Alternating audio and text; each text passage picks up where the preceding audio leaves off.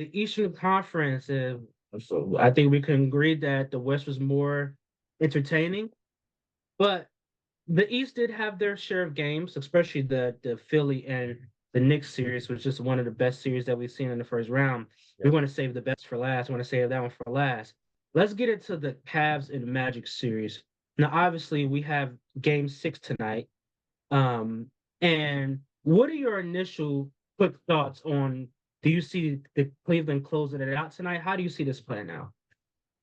I could see it going either way tonight. The Cavs jumped out to a slight lead early on right now. But the Magic dominated both games in Orlando. I think game 3 and 4, after falling down 0-2, Magic responded really well, which is, I think, great to see from a team that young. And they win game 3 and game 4 by like 30 points each. And even that series up. Game 5 was definitely the best game of the series so far. It comes down to the wire. Evan Mobley with a huge block in the closing seconds over Franz Wagner to seal that win, and that was without Jared Allen, as well, Hmm. which was impressive for him to step up in that. Um, we both picked the Cavs, I believe, to start, but I think we Yeah, said that these teams are pretty even, yeah. but that the Cavs' experience and their defensive prowess and having a guy like Donovan Mitchell who's been there, done that is probably going to be the difference in this series. I still feel that way, but I Yeah. think there's a great chance that it does go 7 though I do expect Cleveland to close it out. tonight. Okay. Yeah, I do expect them to close it out tonight and potentially well to move on. I just don't think the Mavericks, the Magic, too many M's. Um, have the experience that Cleveland possess. Again, is these teams are relatively even when it comes down to their depth in their lineup. But I do think Cleveland gets the edge in that category, so I do have Cleveland advancing tonight. Um, the Bucks and the Pacers. I mean, what a disappointment for the Bucks this season. Giannis goes down, and then Damian Lillard missed some. I believe he missed 1 or 2 games. I think 1 game. In this True. first round, did he miss two? Yeah, two. He missed 2 games of this first round series. I mean, from all that I can tell, I don't think Dame wants to be there. I don't know. I'm just a guy that reads body language. I don't think Dame is having a good time. I don't think he's thrilled to be in Milwaukee. I mean, will be thrilled to live in Milwaukee's cold? But that's besides the point. Um, what do you, I mean, I can ask this question to a lot of these teams. I mean, where do you go from here with Milwaukee? Like, you have a superstar who's a top 3 player on the planet, and you're going home in the first round for the second time in 3 seasons. What do you do if you're the Bucks and Giannis?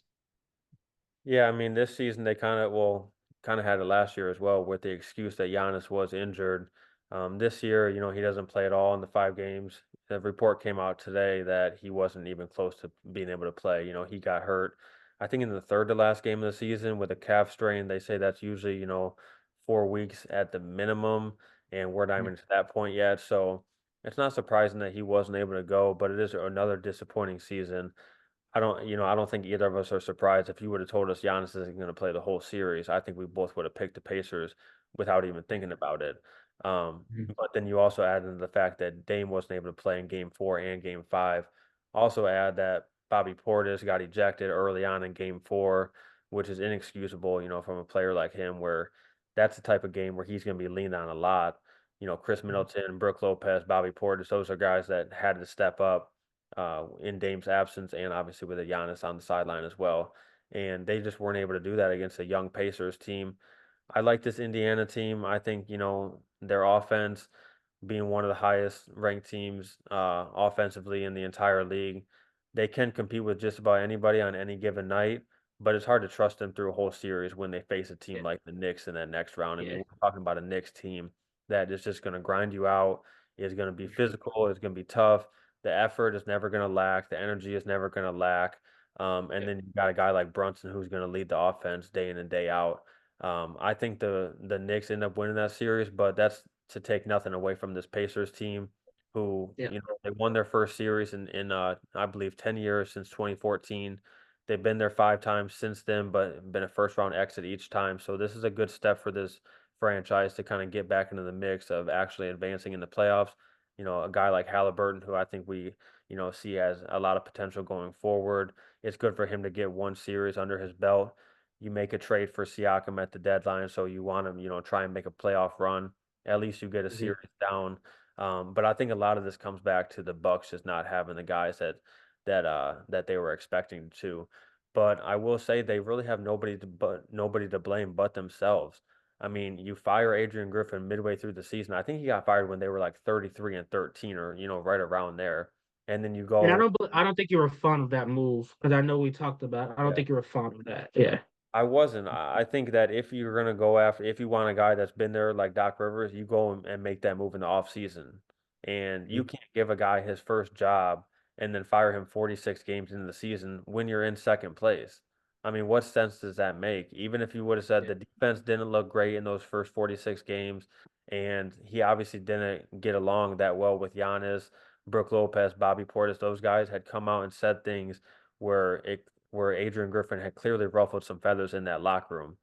But then you go to Doc Rivers and you get even worse. I mean, you go under 500 through the rest of the regular season. If they were the 2 seed with a week left in the season, Giannis isn't even playing in that game that he got hurt in. Yeah. He's probably Mhm. sitting out because they're so far up in that 2 seed. They're not going to, they wouldn't have catch the Celtics, but they would have been clear of that 2 seed. But it's also like I didn't mean to cut you off, but it's also Uh, like if you're in a position where you're firm in your seating and you think you could beat anybody, why are you playing anyways? Yeah. Like if you're confident in your team that I have the best product that I could put out on the floor, and it doesn't matter what I have Dame and Giannis, we could beat anybody. Why is he on the floor anyways? Well, I don't think they felt that way. I think we saw that they knew that they needed to try and be either the 2 or the 3 seed to avoid the Celtics in the second round. And I think that they were still playing at the end of the season thinking we still need to figure things out. I mean, they had 3, 4 games in the season left and they're still trying to get things together. I mean, most teams that have championship, aspirations, when you get to the last week of the regular season and you're thinking, how can we start to save guys for the postseason? How can we start to get our roster together and Mhm, our game plan together for the playoffs? Meanwhile, they were still thinking about how can we figure things out today, and that's not a good mhm. place to be in. And I just think, like we said, with the Suns and the Bucks are the two biggest disappointments. You kind of have a built-in excuse with Giannis being out, but it's just, I mean, they blew it up at the midseason, and they got much worse. So, I mean, they have themselves to blame, I think, for that. Two questions. We've seen we've seen over the last maybe 6 7 months now two superstars come out and speak against their head coach. Giannis did it. Adrian Griffin got fired. AD did it. Robert Ham got fired. What we're seeing is that when your superstar thinks you're not a good fit, 9 times out of 10, the writing is on the wall. Eventually, you're going to be gone because it's already set in that superstar mind, and now that's just a trickle down effect to your team that your superstar don't believe in your coach. So of course the other guys are not going to believe in him. Do you think that's good for the NBA? And my second question is that presently constructed, presently put together, do you think that the Bucks can win a championship in the next five years or so with this duo that they have? Well, I'll answer the coaching one first, and I'll say that it probably depends on each scenario because the Mhm. superstar is not going to be right every single time. We saw, Right. and who knows? We don't know what would happen if they would have kept Adrian Griffin. They might have struggled in the second half of the season just like they did with Doc Rivers. But I just don't think that's a move you make at that point when you're in second place. I don't think it's great for the superstars to, at the drop of a hat, say that they don't want the coach to be there and for him to get fired. But sometimes the superstar is right. Other times he's not. So I think that that depends on any given scenario. Your second question about the Bucks, are they a legitimate championship contender for the next 5 years? I don't really think so. I mean, not presently constructed, like you said. They're too old right now. Their entire rotation is made up of guys that are great players, have had great careers, but are, guys like Brooke Lopez, Chris Middleton, they're over the hill. Even Damian Lillard, I think you could say that to a point. He had a great season last year. This year he wasn't at that same level. So you got Mhm. a team that is far too old, and we're talking about can they win, in 5 years? I don't think so. Not presently constructed. They're going to have to make some major changes. So, I mean, it's so many. It's so many questions that I have because, like, now do you look for Giannis potentially going out? Now, like, do you start to look? Do you start to look now for suitors? Dame doesn't want to be there, so now does Giannis go out? There's so many different. We're going to cover a lot of this stuff in off season. There's going to be a lot of topics about this, but it's going to be very interesting to see if Dame doesn't want to go. And we all know Dame is dealing with a lot of personal stuff. So if he doesn't want to be there, and Giannis doesn't believe that this team is good enough, does he now, in return, want to go somewhere else? You nixed the deal to keep Drew Holiday, which you should have kept Drew Holiday on this squad. And instead, you opted to go with Damian Lillard. You went with more offense. So I think that was your first mistake. Your second mistake was firing your coach. You're firing your coach not even halfway in the season when you're in second place. So I don't know where the Bucks go from here. I don't believe. I think the next 5 years is the Celtics Eastern Conference to lose. I think they're going to be that good with those two young studs for the foreseeable future. Now, will it correlate to winning championships? Who knows? But I know in the East, unless another superstar moves to the East, unless someone comes to the Knicks, which can happen, then it is it's the Celtics conference to lose. So there's going to be so many storylines going into this offseason, into next season that we're going to be looking at, that we're going to be covering, that we're going to be analyzing, because a lot of things is coming to the NBA. A lot of these teams have to change drastically in order for them to be right where these teams are right now, just to be in a second place. I mean, the Bucks have a lot to do, a lot to figure out. But Yeah, I will go say ahead. before we move on that I think that because Giannis was injured and because you had Yeah. the coaching change midway through the season, I think they probably do just run it back next season, make a few changes kind of on the peripheral. But I think Giannis and Dame both are back next season. Chris Middleton, Brooke Lopez are probably there as well, but you try and go get younger, and some of those role players and try and bring some energy off the bench or, around those type of guys that can be more complementary because the roster as it is right now, they're not gonna be better than the Celtics going forward, that's for sure. Gotcha. Let's move on to those Celtics. Let's quickly talk about this series here because they dispatched the Heat in 5 games. Um, I know we both have the Celtics as the prohibitive favorite to come out of the Eastern Conference. Is there anything that concerns you right now with the Celtics?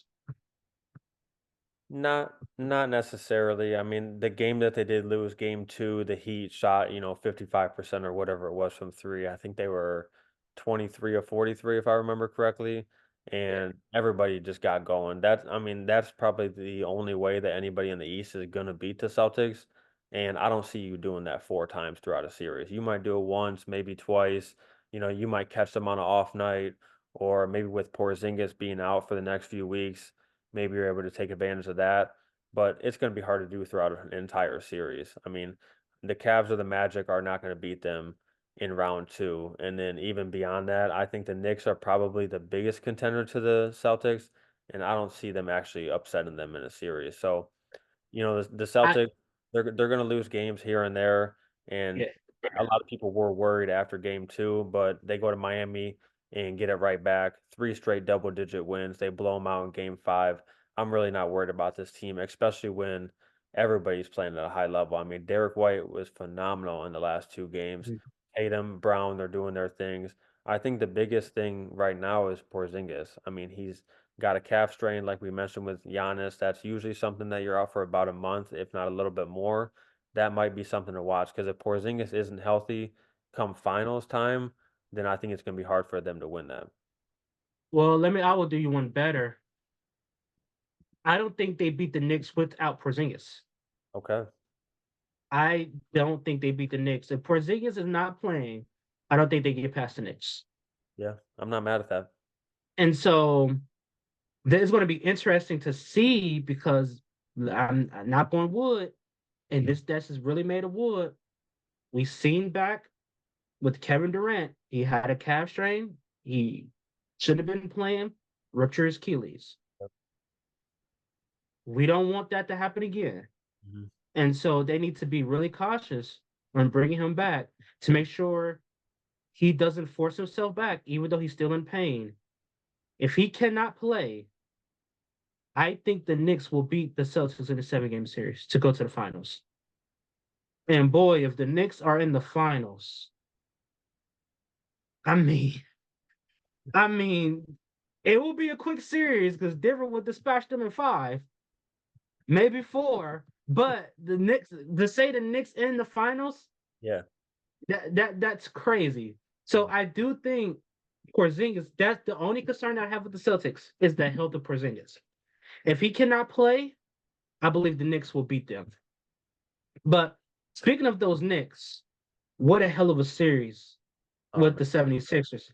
The best series by far in the Eastern Conference this round. I mean, Embiid on one leg and all, man, Yeah.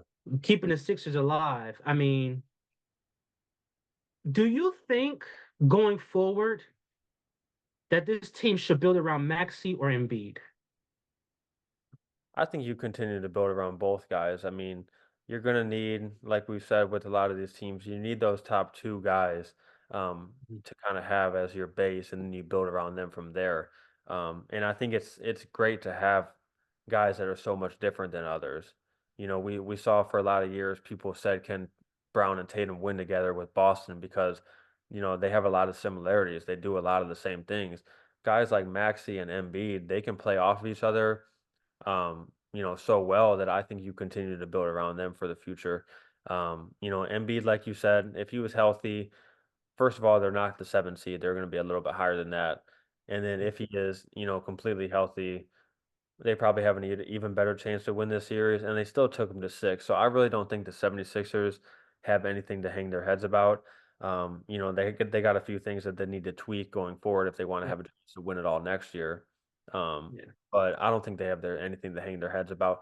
The thing I will say was the biggest difference maker in this series, I thought, was the Knicks' effort and their offensive rebounding and the second chance points. I mean, you saw a lot of these games. Obviously, the famous one is going to be game 2, where they get the offensive rebound. Hartenstein kicks it out to DiVincenzo, and, drills the three.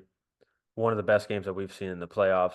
But that was kind of Mm-hmm. a microcosm of that series in general, where the ball is up in the air I'll and hustle them.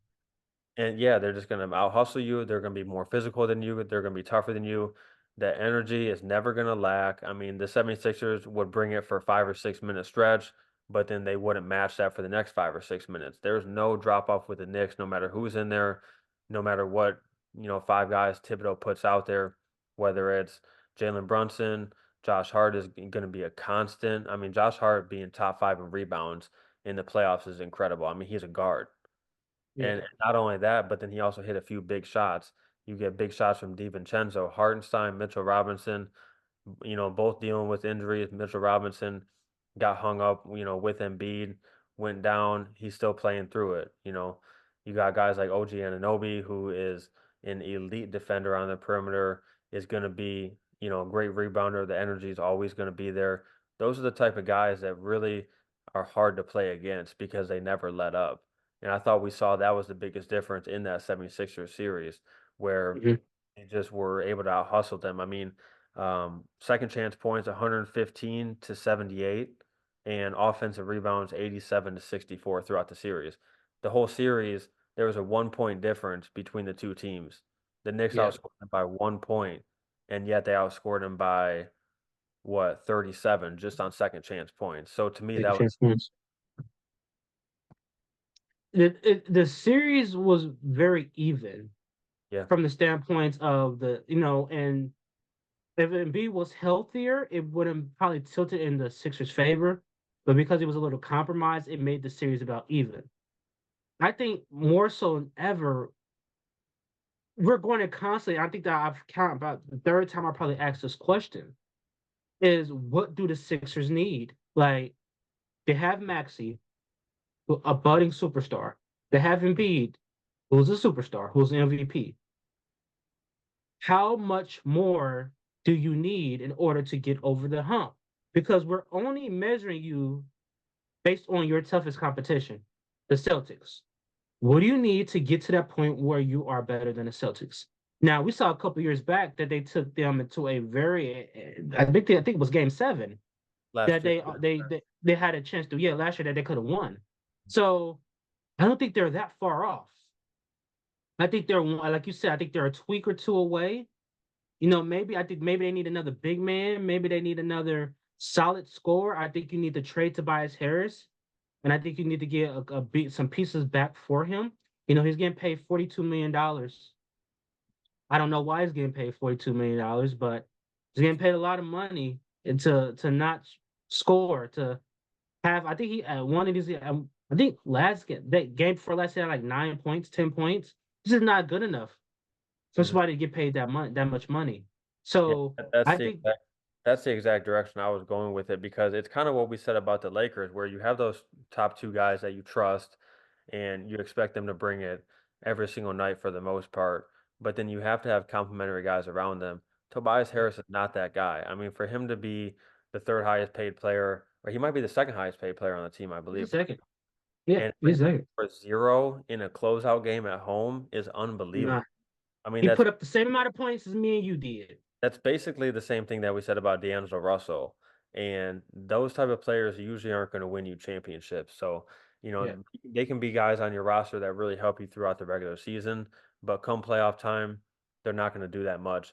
A guy like Buddy Hield, who was a big trade deadline acquisition, he was scoring Hmm. through the first couple games. I think he had 2 points through the first 3 games. He doesn't play at all game 4, game 5.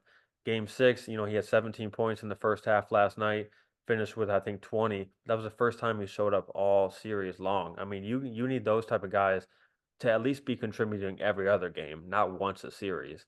And that's what that's what Hield and Tobias Harris did. That's not going to be a formula to win. Kelly, you're relying on Kelly Oubre to do a lot, and I thought he had a good series, but there's Yeah. only so much that he can do. Guys like Yeah. Kyle Lowry, campaign, they brought energy off the bench, but they can't do much more than impact the game for, a 5 or 6 minute stretch. You need guys Yeah. that are going to go out there and score 15, 20 points, rebound, play at a high level on defense.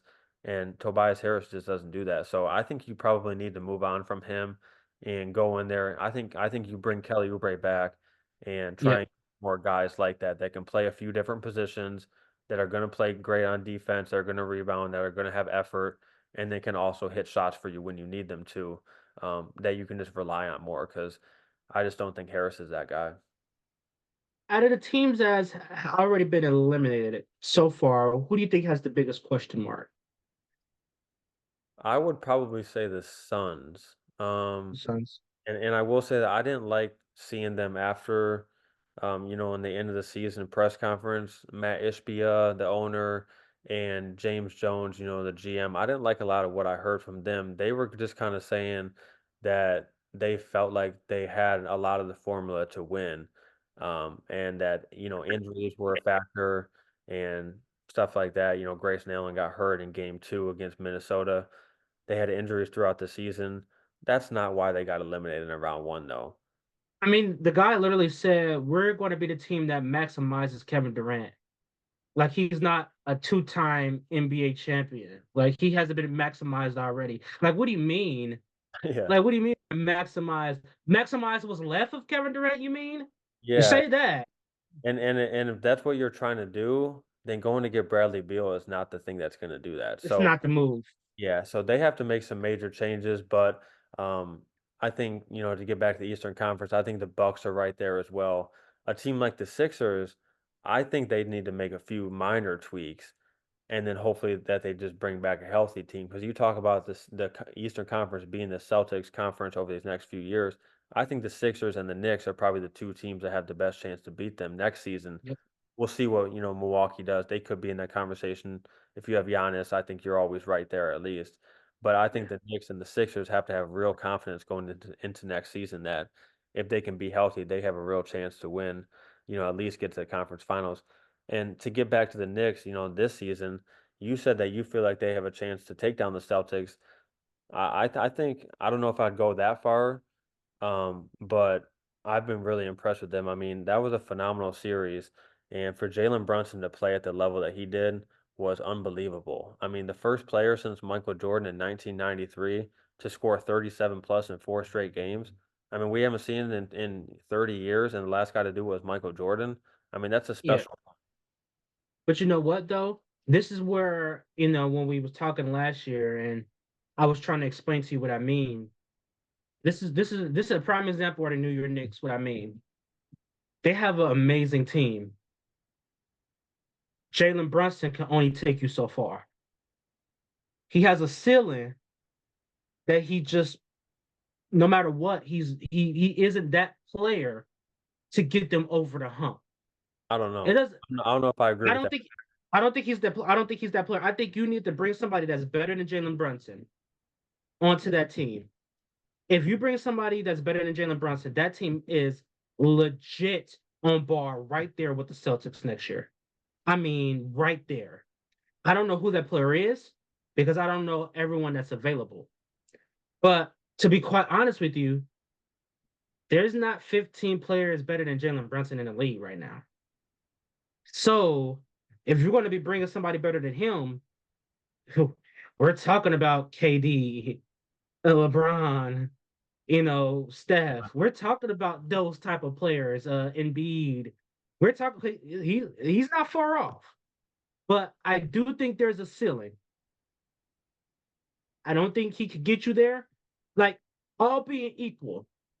This is how I measure it. All being equal, are they better than the Celtics? No.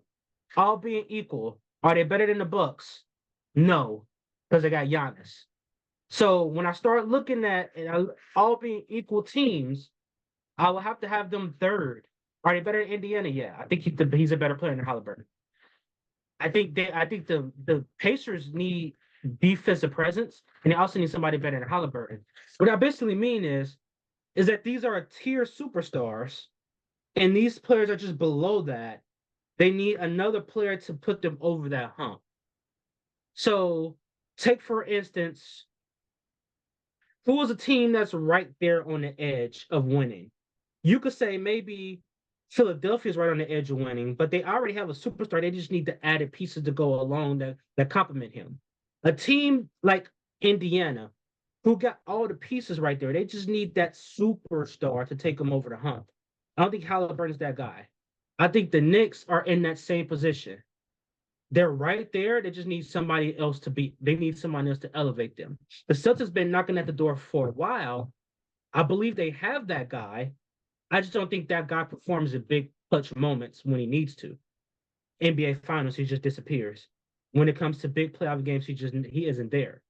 So it's going to be a really interesting for moving forward, um, with the Knicks and with these other caliber teams, into the playoffs and throughout the playoffs and into the off season into the new season. Is there anything else you want to touch on before we get to the changing of Garden? Yeah, I will say that you're probably right that if the Knicks were to win a championship, they'd probably need somebody even better than Brunson, or at least on his level. But Yeah, I'm going to say that I'm going to stop putting any ceiling on Jalen Brunson because what we've seen him do since he got to New York, and especially over these last few games, I mean, 47 points in Game 4, and then 41 points in Game 6, both on the road at Philadelphia with the series on the line. Those are special performances. And if he can continue to play at this level, I think they're gonna be a team that can get to the conference finals, a couple of times over the next few seasons, and we'll see if they can go beyond that. I mean, they don't even have their second best player, Julius Randle, healthy right now.